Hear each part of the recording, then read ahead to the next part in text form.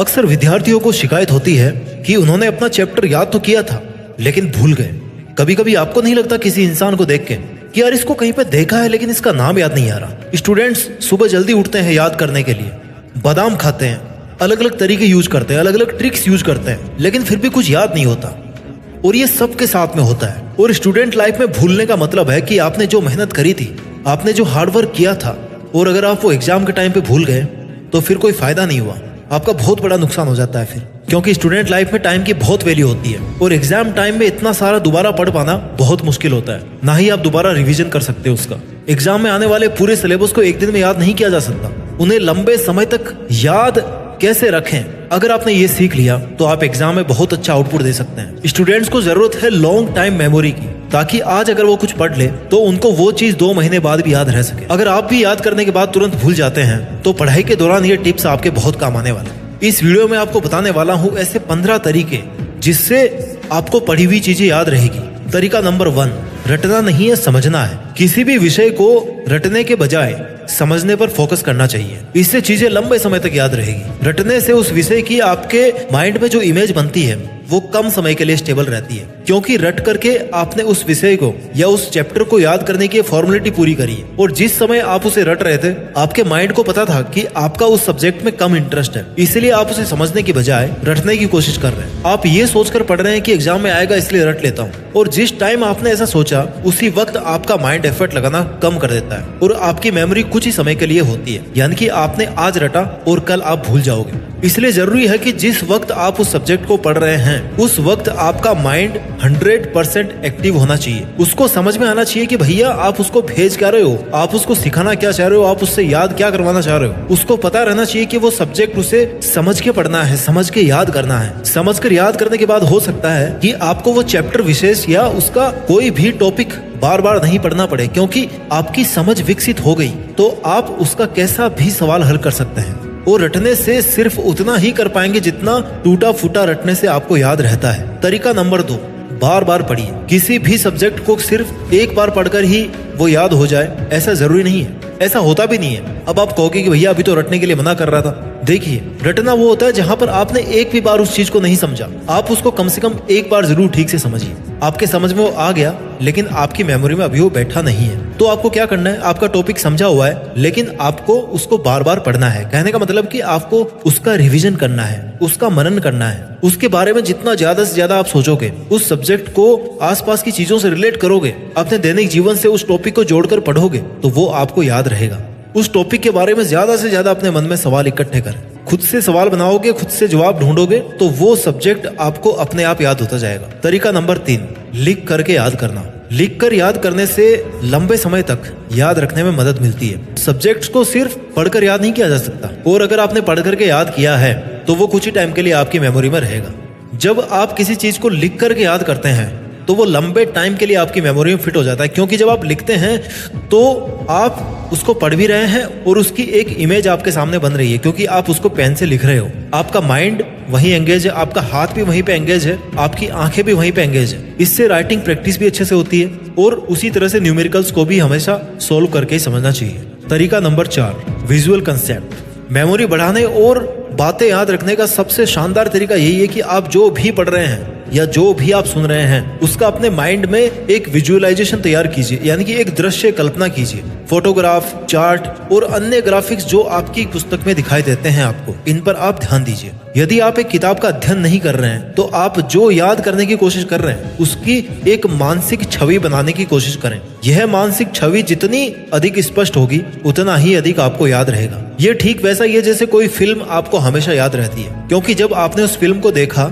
आपके माइंड ने उसके हर एक फोटोग्राफ को कैप्चर कर लिया होगा, और जो हम देखते हैं, जो विजुअलाइज करते हैं वो लंबे समय तक याद रहता है। तरीका नंबर 5, जो आपको नहीं करना है, मल्टीटास्किंग से आपको बचना है। कहने का मतलब है आपको करना क्या है, एक टाइम पर एक ही काम करना है। आप जो पढ़ना या याद रखना चाहते हो अगर उसी पर ध्यान देंगे तो वह आपको जरूर याद रहेगा। हमारा दिमाग कुशलता पूर्वक कार्यों के बीच स्विच नहीं कर सकता। इसका मतलब है कि जब आप एक साथ कई काम करते हैं, आप मल्टीटास्क करते हैं, तब आप रियल में कुछ नहीं कर रहे होते। मल्टीटास्किंग करते हुए हम सीखते कम है और अपना समय बर्बाद अधिक करते हैं। सीखते समय आपको केवल एक ही टास्क पर कंसंट्रेट करना पड़ेगा। ऐसा नहीं कि गाने चल रहे हैं, टीवी चल रहा है और पढ़ाई कर रहे हैं, ऐसा नहीं होता। आपका दिमाग एक जगह पे ही फोकस रहेगा ना, तभी आप याद कर पाओगे। तरीका नंबर 6, पावर नैप या थोड़ा सा आराम जरूर करें। पढ़ते समय 1 घंटे बाद या कुछ समय बाद में 5 से 10 मिनट तक के ब्रेक जरूर लें। उस ब्रेक में थोड़ा टहल के आए, पानी पिए, गाना सुने, जो पढ़ा है आपने उसे घूमते घूमते दोहरा लें और फिर से पढ़ने बैठ जाएं। क्योंकि बहुत देर तक पढ़ते रहने से आपका माइंड सैचुरेटेड हो जाता है, जिसे थोड़ा सा ब्रेक देने से माइंड वापस उतनी ही एनर्जी से फिर से काम करना शुरू कर देता है और मेमोरी को बूस्टअप मिलता है। तरीका नंबर 7, किसी भी सब्जेक्ट को टुकड़ों में पढ़ें। किसी भी बुक के किसी भी चैप्टर को याद करते समय एक साथ बहुत लंबे उत्तर को याद रखने की अपेक्षा अगर उसे छोटे छोटे भाग में बांट दिया जाए, जिससे छोटे छोटे टुकड़ों के रूप में, एक कहानी के रूप में आपको वो चैप्टर याद हो सकता है। तरीका नंबर 8, ट्रिक्स बनाकर पढ़ें। आपके ऐसे बहुत सारे सब्जेक्ट्स हैं जिनमें या तो बहुत सारे फैक्ट्स हैं, डेट्स हैं या फिर बहुत सारे फॉर्मूले हैं। जो ट्रिक बनाकर पढ़ना इसलिए भी जरूरी है, जिन चीजों को भूलने के ज्यादा चांस होते हैं। जैसे मान लो केमिस्ट्री में बहुत सारी ट्रिक्स काम करती हैं। आप शॉर्टकट बना सकते हो किसी भी फॉर्मूले को, किसी भी रिएक्शन को याद करने के लिए। आपको मान लीजिए 10 नाम याद करने हैं, तो सबके शुरू का एक एक आप अल्फाबेट ले लो और उनसे फिर एक फॉर्मूला बनाने की कोशिश करो। ये होती है एक ट्रिक। इससे क्या होता है, आपको सबके सब 10 के 10 नाम एक साथ याद हो जाएंगे। तरीका नंबर 9, सब्जेक्ट बदलकर पढ़ें। आपके टाइम टेबल में पूरे दिन में एक ही विषय नहीं होना चाहिए। 3 से 4 सब्जेक्ट आपको कुछ कुछ घंटों के लिए पढ़ना चाहिए। किसी पर्टिकुलर एक ही सब्जेक्ट को अगर आप इतना टाइम दोगे ना, तो इतना इफेक्टिव नहीं रहता है। बारी बारी से आपको अलग अलग सब्जेक्ट पढ़ते रहना है। इससे आपके माइंड को थकान कम महसूस होगी। आप एक गाना बार बार कितनी बार सुन सकते हो?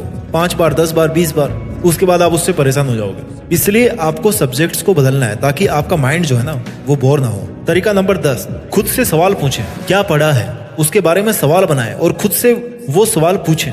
सोचें जो पढ़ा है उसके मुख्य टॉपिक क्या क्या हैं। आपने जो पढ़ा है उस लेसन के मेन टॉपिक्स को सवाल के रूप में एक पेज पे लिखो और 2-3 दिन बाद सिर्फ वो जो मेन पॉइंट वाला पेज है उसको अपने सामने रखो और फिर आंसर करो अपने आप को। फिर देखो जिस पॉइंट पे अटक रहे हो उसको फिर से एक पेज पे लिखो।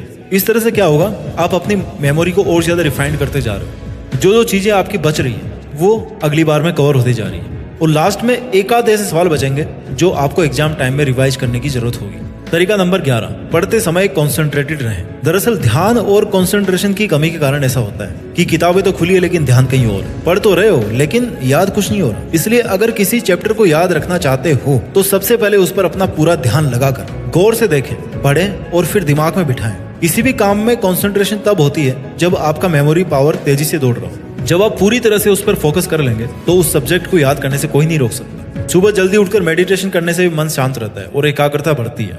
एकाग्रता से मेमोरी बढ़ती है, यानी कि कॉन्सेंट्रेशन इंक्रीजेस योर मेमोरी। तरीका नंबर 12, टीच समवन एल्स।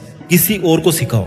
अगर आपने एक टॉपिक याद कर लिया तो आप उस बंदे की हेल्प कीजिए जिसको उस टॉपिक को समझने में दिक्कत हो रही है, यानी कि किसी और को आप सिखाइए। टीचर वाली थोड़ी फीलिंग लीजिए। उससे क्या होगा, आपके अंदर कॉन्फिडेंस आएगा कि आपको वो चैप्टर याद है, तभी आप वो किसी को पढ़ा पा रहे हो और आपको पूरा याद है, आप उसमें पूरे कॉन्फिडेंट हो, इसीलिए आप ऐसा कर पा रहे हो। आप में इस बात का भी कॉन्फिडेंस आएगा कि आप उस सब्जेक्ट को जब भी जरूरत पड़ेगी फ्यूचर में, तब आप उसको ठीक से पढ़ा पाओगे और अपने लिए उसको यूज कर पाओगे, एग्जाम में उसको लिख पाओगे। आपने सुना होगा कि अगर आप किसी सब्जेक्ट में मास्टर बनना चाहते हैं तो उसे दूसरों को सिखाना शुरू कर दें। सिखाने के लिए आपको खुद सीखना पड़ेगा और उसके बाद ही आप सिखा पाओगे, इसलिए आप अपने आप मास्टर बन जाओगे। तरीका number 13, pay attention to your surroundings.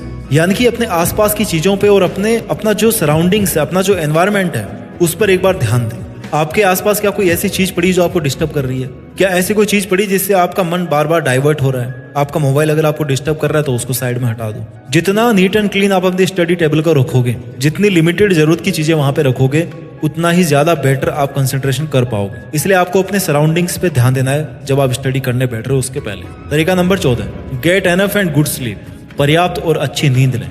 मन लगाकर पढ़ाई करने के लिए सबसे ज्यादा जरूरी जो चीज होती है ना, आप मानोगे नहीं, लेकिन वो नींद होती है। जब कोई व्यक्ति अच्छे से सोता है तो उसके हार्मोन सही तरीके से रेगुलेट होते हैं, जो दिमाग को मजबूत बनाते हैं और शरीर को आराम भी देते हैं। इससे छात्रों को पढ़ाई किए हुए पाठ को याद रखने में मदद मिलती है।